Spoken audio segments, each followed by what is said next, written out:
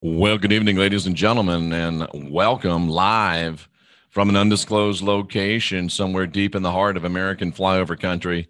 I'm Jeffrey Daugherty, the Christian whistleblower, and I am your Huckleberry. Good to have you here tonight. We are under the radar, but definitely over the top. And tonight will be no exception.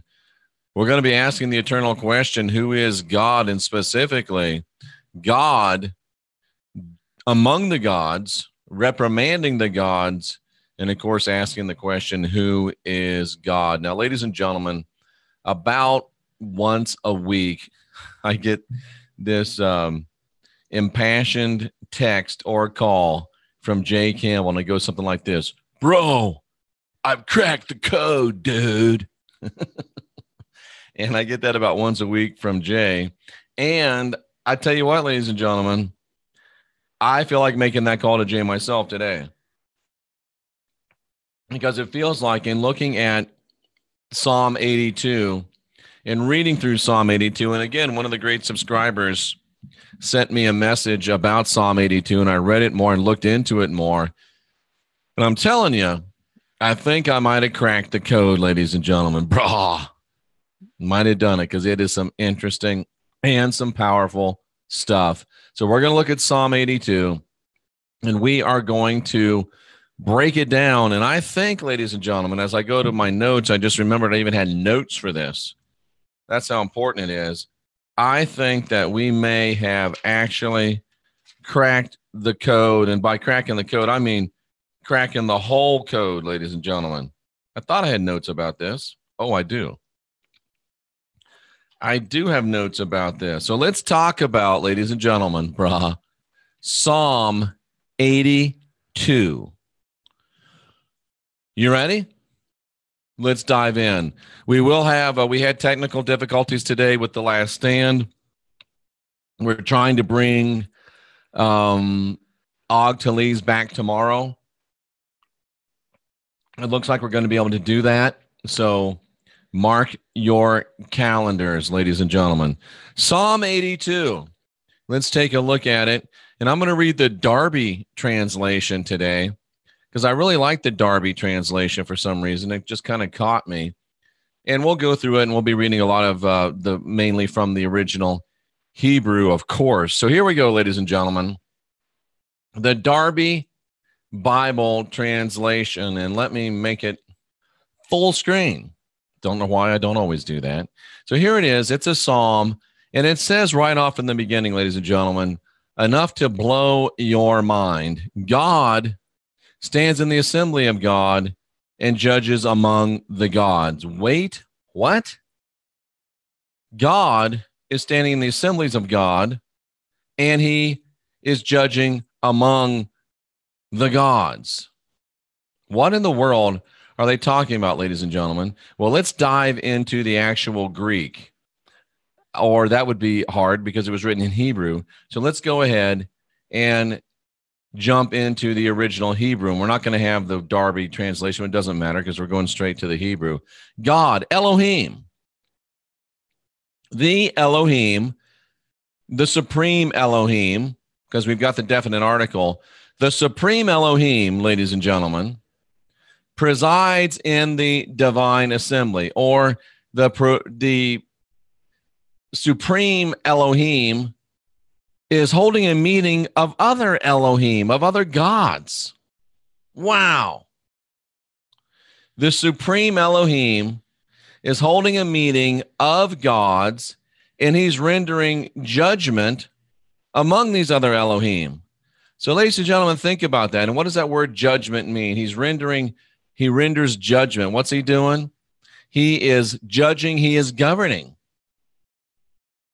It is the divine, ultimate divine being, at least in regards to our realm.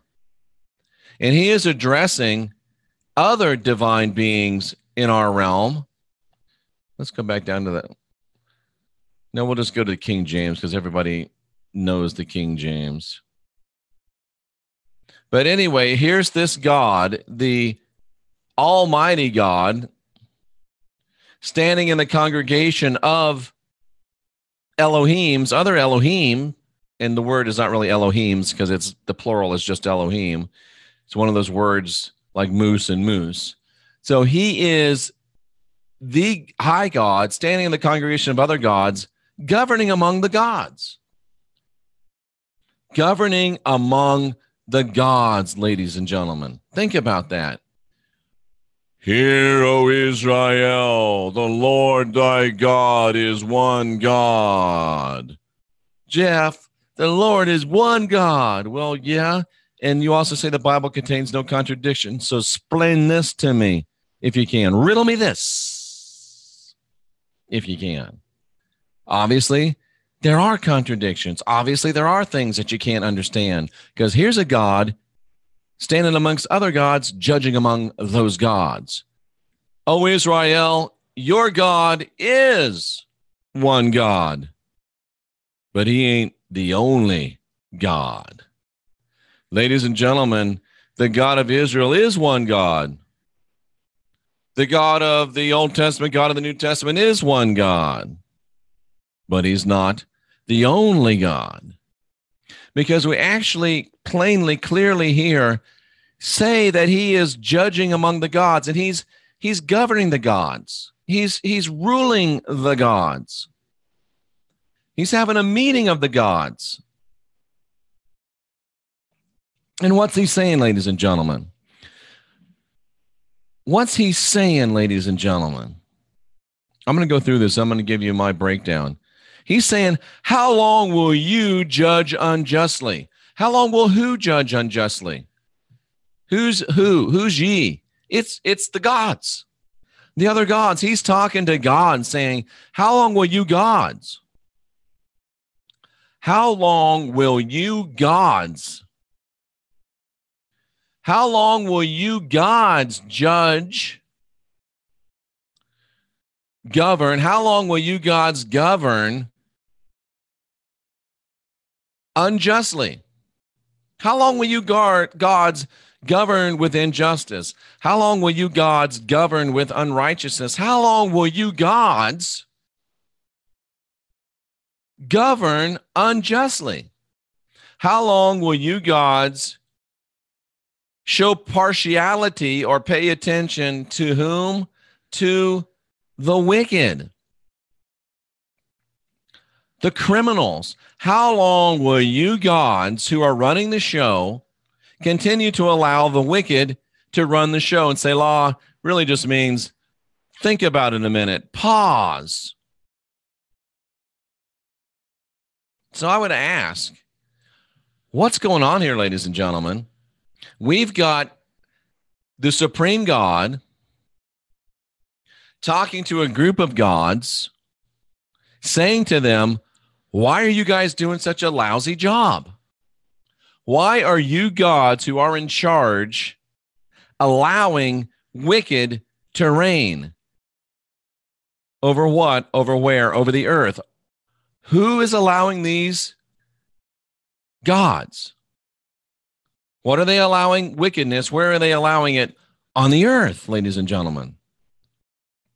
They're allowing wickedness on the earth. These gods, more than one God on earth, and they're allowing wickedness to reign on earth. Gods. And he's not finished dealing with them yet. He says to them, you're gods. You're supposed to be defending the cause of the weak. You're supposed to be defending the cause of the fatherless. You're supposed to be upholding the rights of the afflicted and the oppressed. Let's get into this. You're supposed to be judging and governing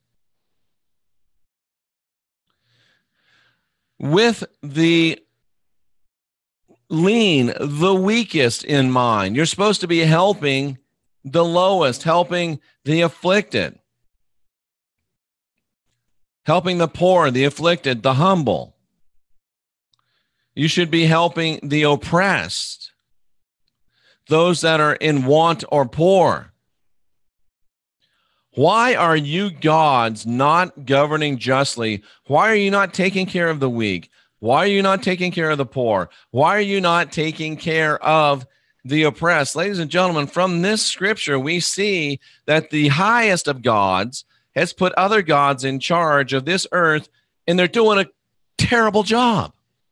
They're doing a lousy job because they are giving way to the wicked.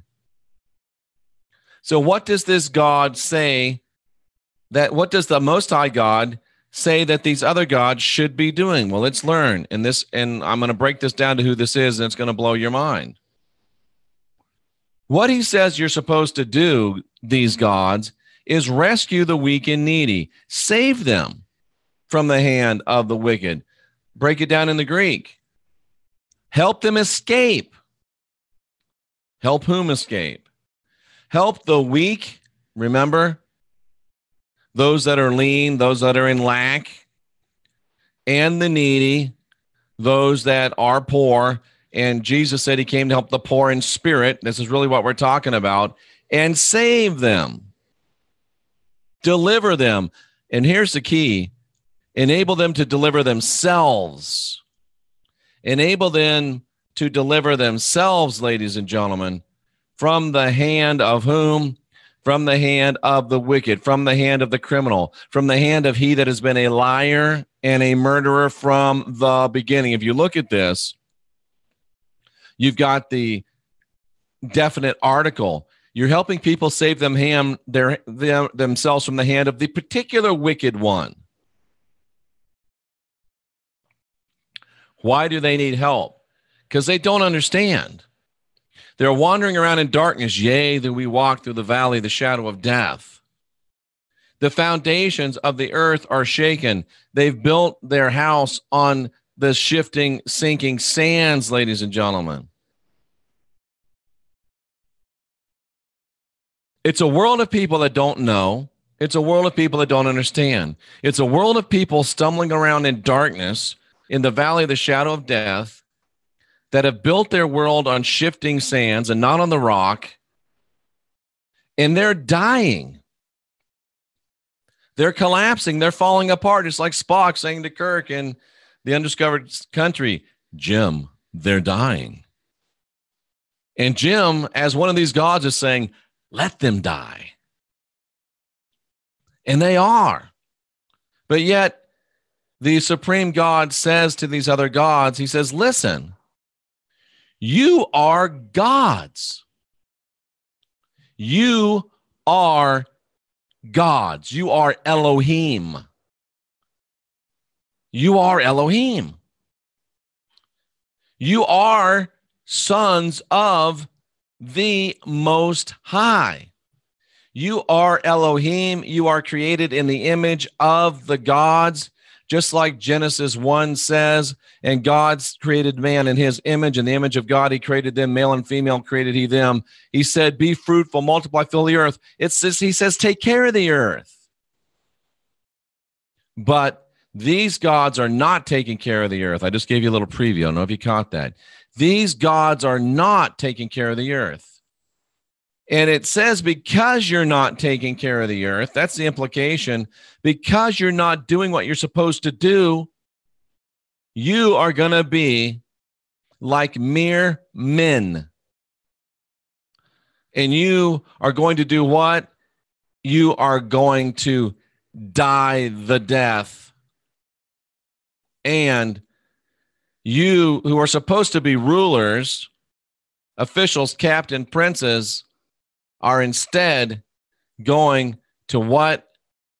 Going to fall, going to lie, going to die, going to be abandoned. Why? Not because you're not gods, you are gods, but because you're not acting like gods.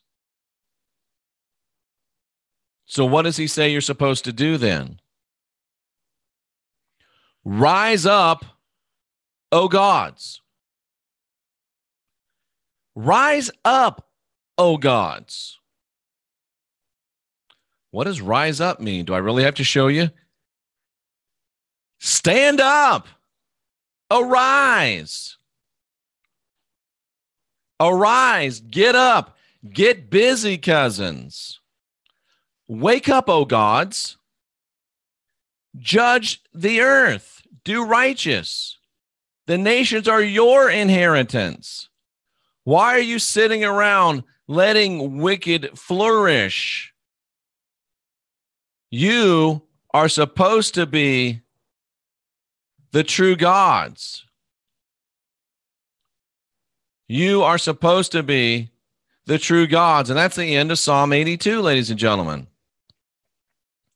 So let's read that one more time in toto and see what it says. The Almighty God stands in the congregation of the other gods, and he's judging among them, asking them, how long will you not do right, and how long will you cater to the wicked? Why are you not defending the poor, the fatherless? Why are you not doing justice to the weak and needy? Stand up and deliver these poor, deliver these needy out of the hand of the wicked. The fact that he's telling you to do it, gods, is that you can do it. He wouldn't tell these gods to deliver the poor. He wouldn't tell these gods to deliver the needy. He wouldn't tell these gods to deliver these people out of the hand of the wicked if they could not do it. But they don't know these people, the poor, the needy. They don't know. They don't understand. They're in darkness. The foundations of the world are shaken because they don't know that they can be delivered. But you, gods, are gods. You're children of the Most High. But because you won't do what you're supposed to do, because you won't defend, because you won't deliver, because you won't make to understand, because you won't shine light in darkness, because you won't provide sure foundations, guide people to sure foundations, you are going to die like men. Even though you're God, you're going to fall. Why? Because you're not doing what you're supposed to do. But there's hope at the end. Arise, O gods. Do what you're supposed to be doing. And you shall inherit all nations, ladies and gentlemen. Ladies and gentlemen, the reason I say that this is the key, the reason I say that this may have been breaking the code, because here we go, ladies and gentlemen. I'm going to break this down for you. God, the supreme Elohim, is standing in the congregation of other Elohim and judging among the Elohim. In the beginning, the supreme Elohim created you and me in his image, in her image. In the image of them we're created. Male and female were created. We were blessed abundantly, and we were told, take care of the earth. Does that sound familiar? Defend the poor, defend the fatherless, do justice to the afflicted and the needy, deliver them from the hand of the wicked, because they don't know, they don't understand, they're in darkness. Why don't they know? Why don't they understand? Why are they in darkness? Because they're not these Genesis 1:27 people. They're these Genesis chapter 2 people that got created by Yaldabaoth out of the moistened surface of the ground, out of the mud. I told you it was mud, moistened surface of the ground, created these people out of the dust of the ground. They don't know, ladies and gentlemen. They don't understand, because we, that's right, I said we have not defended. We have not done justice. We have not delivered. We have not instructed that they would understand. We have not shined light that they wouldn't be in darkness. We have not led them to the foundations of the earth. Ye are gods. We are gods. You are the children of the Most High. We are the children of the Most High. We, ladies and gentlemen, boys and girls, children of all ages. I'm talking right now to people that are the Elohim. You are Elohim. Some of you that hear my voice, and you know it, you feel it, it registers, it resonates, it clicks in your spirit. You know it down in your knower. We are gods. You are gods. You are Elohim. Some of you that hear my voice are Genesis 1:27 Elohim, created in the image of the gods and goddess. is. You're gods. You are goddesses. And in case you don't want to hear that from me, in case that really freaks you out, how about from a guy named Jesus? How about from a guy named Jesus? Jesus answered. Jesus answered. Jesus answered and said, ye are gods. You're gods. Just because you don't know it, just because you haven't taken responsibility, doesn't change the fact. Ladies and gentlemen, we are the gods. We are the Elohim. We're still here. We didn't go anywhere. We're here. We're the Elohim. We are sent to lead the redemption of the second Adam. We're the first Adama, the first creation of the Elohim. And we're here to lead we're here to defend the poor, the second Adam. We're here to defend the fatherless, the second Adam. We're here to do justice to the afflicted and needy, the second Adam. We're here to deliver the second Adam out of the hand of this wicked, rotten, lousy, failed, phony, fallen, foolish, fickle, effed up, little, oh crap. He's one of us. Yaldabaoth is one of us. Sackless is one of us. Samael is one of us. And he's tricked us into thinking and knowing that he's above us. He's one of us. What was her name? Was that Alanis Morissette? She was right. What if God was one of us? He's just a stranger on the bus, trying to find his way back home. We are the Elohim.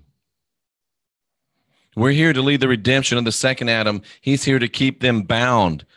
Most of us, I believe, that are listening to this tonight are Genesis 1-1ers. We got tricked into mud hut bodies because of our own impatience. I've taught this before, but basically here's what happened. The Elohim created us in their image. We saw that the Elohim could manifest in physical bodies. At that time, we were just spiritual beings. We saw that the Elohim could manifest in physical bodies. We're like, damn, we want to do that. But it takes some training. Like today, I'm almost a minute in the 32-degree water. I still don't understand how water can be 32 degrees and not be ice, but that's okay. I'm a Bible college graduate, not a math major, but it is. I'm in it. It's not ice.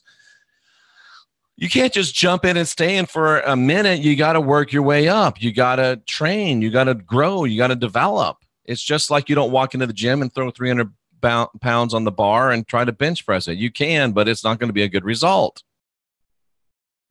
We wanted to manifest in physical bodies because it was really cool and it was really fun. And there's a lot of manifestations and sensations that you couldn't get as a spiritual being that you could get as a manifested physical being. And we wanted to do it. And we wanted to do it now.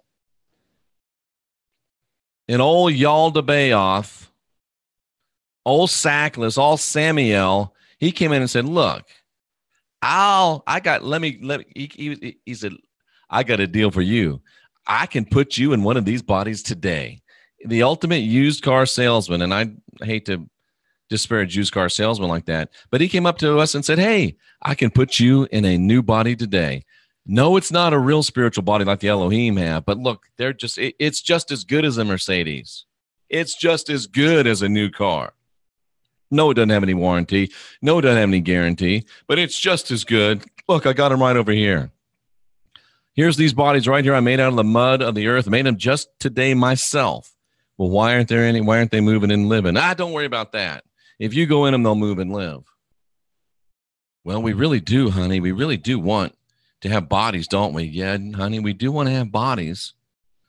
And you know what? Maybe those Elohim are lying to us, and maybe they are trying to keep something from us. Okay, we'll try it out. We'll take them on a test drive. They go into the mud hut bodies. The spirit goes into the bodies. That's what it says in the original Hebrew. God didn't breathe into them. He conned a spirit of life to go into them. Yaldabaoth can't create. Yaldabaoth doesn't have the breath of life. Yaldabaoth can't create anything.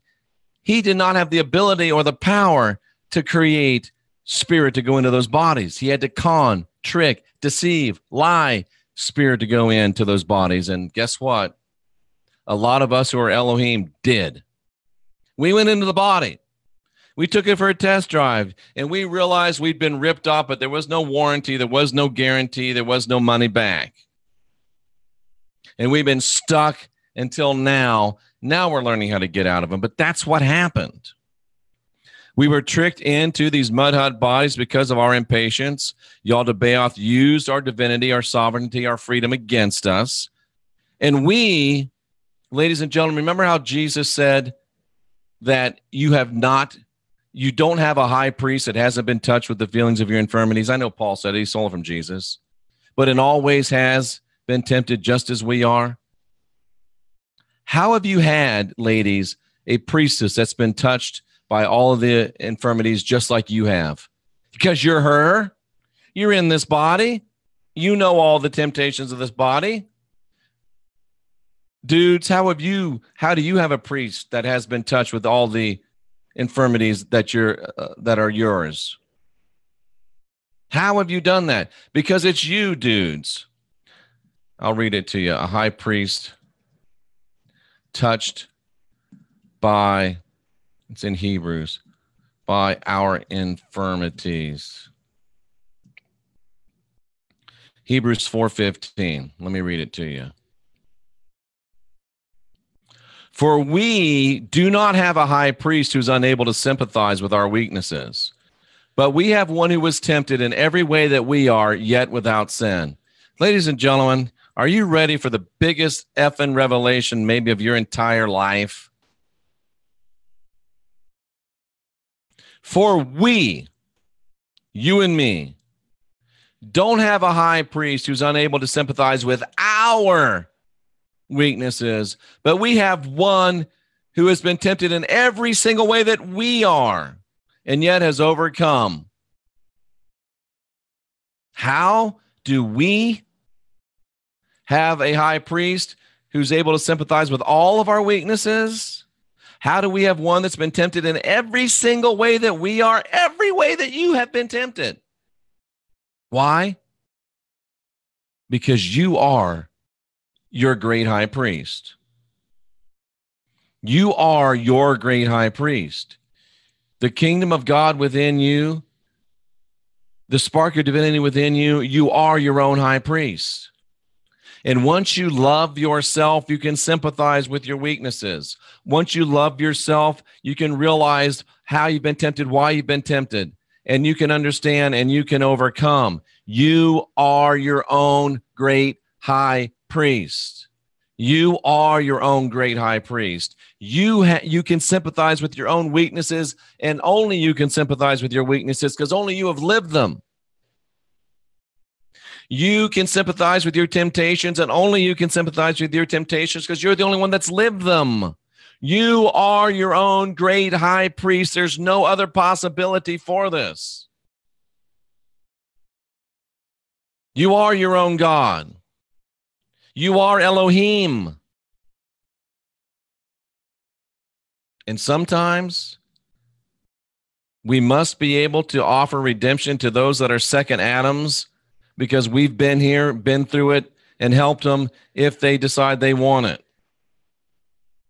So therefore, we can approach the throne of grace with confidence. We can receive mercy and find grace to help us in our time of need. We come to our own high priestship, and the second Adam people can come to high priest us, and we can help them. We are the priests touched with the feelings of our infirmities. We are the Christ. We are the Christ. And greater things than he did will we do. He said it himself. We are the Christ. And it's up to us to do what we've been told to do. It's up to us to answer the call of Psalm 82. How long will you, O God? Why doesn't God do something? Why doesn't God help all of this? Why doesn't God why doesn't God? Why don't you? You're God. I don't know. Why don't you? Why don't you do something about the poor? Why don't you do something about the needy? Why don't you do something about war? Why don't you do something about injustice? Why don't you do something? Wipe your face, wipe your little hiney, realize who you are, and get busy, cousin God. Cussing God, cousins, you're cussing your cousin's self. You're God. And ain't nothing gonna get done till you start doing it. Ain't nothing gonna get done till we start doing it. This is Mission Earth, ladies and gentlemen. And the way I see it, there's at least 4 classes of people on this planet. Number 1, there's Elohims from other places, the ones that came here and created this. Number 2, there's Genesis 1-1ers like me and you. Number 2, there's Genesis oh boy, this is going to have to be another. In Genesis 1:1, men and women were created. That's the true Elohim. It was destroyed in Genesis 1:2, between 1:1 and 1:2. And then you got the Genesis. Oh boy, I got to do another show. We'll do that. We'll save this, but I'll just give you a preview. There's the Elohim that came from other places. There's those of us that were created in Genesis 1:1 that are Elohim. There's the Genesis 1:27 people, which are different. And then there's the Genesis 2 people, which are different. And there's also some non-spirited entities. That's what's going on in Mission Earth. We're going to have to look deeper into this, obviously. There's 4 classes of individuals, of entities on planet Earth. Let me go through it again. And you're one of these 4. And remember, every being, according to John 1:1, that's come into this realm has the ability to move to a higher class if they choose. There are the Elohims from other places. There are the beings created in Genesis 1:1. There are the beings created in Genesis 1:26 through 28, the first Adam. There's the beings created in Genesis 2, the second Adam. And there are some NSEs or non-spirited entities, ladies and